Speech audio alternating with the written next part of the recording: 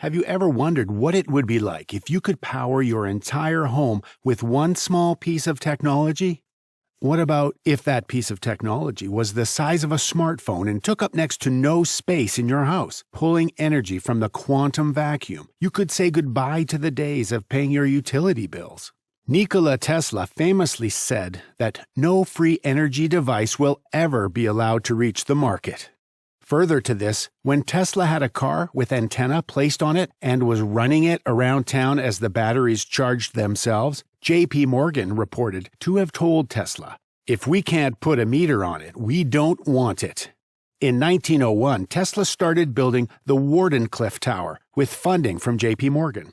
Tesla hoped he would be able to create a wireless system to take the world off the grid. When Marconi beat Tesla to wireless radio transmission across the Atlantic, Tesla changed his plans for the tower. When J.P. Morgan learned of Tesla's plans for free energy, he immediately cut funding to the project. After all, Morgan was a titan of electricity in his own right, a Goliath in the copper industry, as well as being a capitalist whose work focused around profiting from others. In 1905, Nikola Tesla submitted a patent entitled The Art of Transmitting Electrical Energy Through the Natural Medium. Tesla had realized that the ionosphere was filled with electrical energy that could be easily tapped into. Seeing the world as one big electrical generator, Tesla believed that by using an appropriate medium, limitless energy could be harnessed from the magnetic poles which the planet centered around. Tesla wanted to condense trapped energy between the surface of the Earth and its upper atmosphere and transform it into an electrical current. The sun, to Tesla, was merely a ball of electricity, positively charged with potentially 200 billion volts. To the contrary, Earth was charged with negative electricity, and to Tesla, this force constituted what he called cosmic energy. To experiment and test his ideas, Tesla created the Tesla coil in Colorado Springs on Pikes Peak. On his quest for a wireless world unowned by a power grid, Tesla created electrical arcs that were essentially man-made lightning bolts. This lightning was seen for miles around and helped Tesla to prove that his invention could power light bulbs wirelessly. In 1931, Tesla claimed to have finally harnessed these cosmic rays in the Brooklyn Eagle, explaining that he had caused the rays to operate a motor device.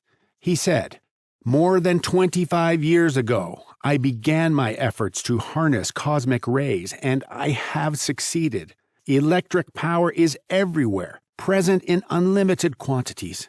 This new power for the driving of the world's machinery will be derived from the energy which operates in the universe, without the need for coal, gas, oil, or any other fuel." So why, after so much time has passed, do we still use metered, linear energy sources to power our daily lives?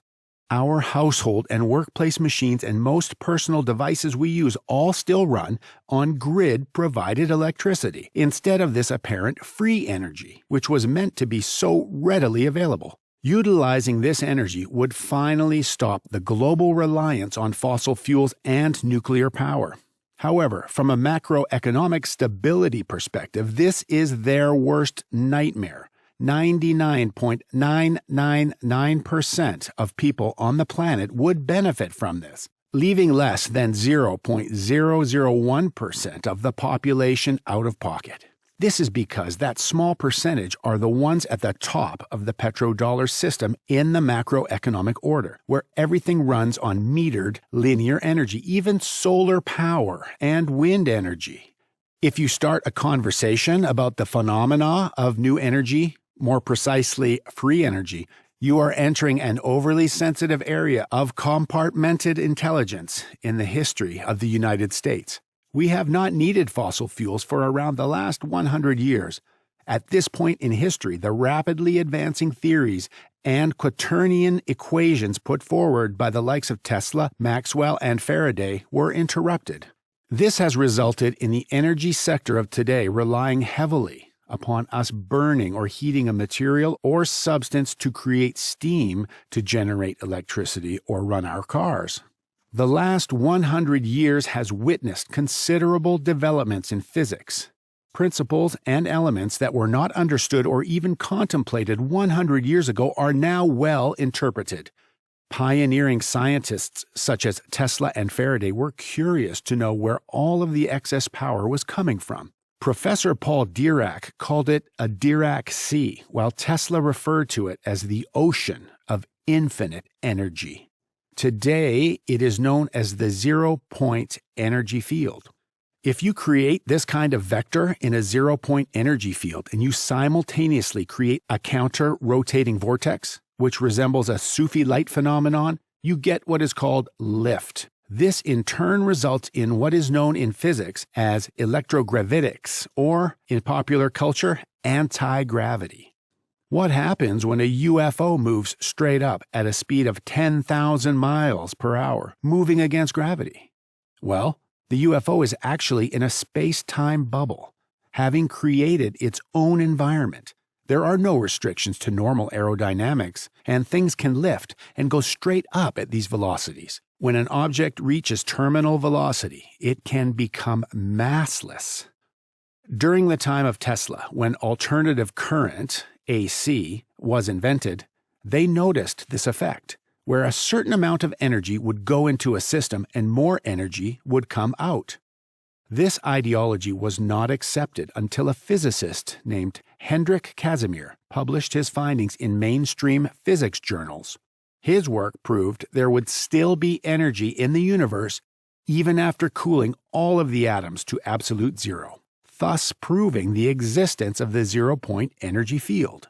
This very field was later found to be in all of the space that surrounds us every day.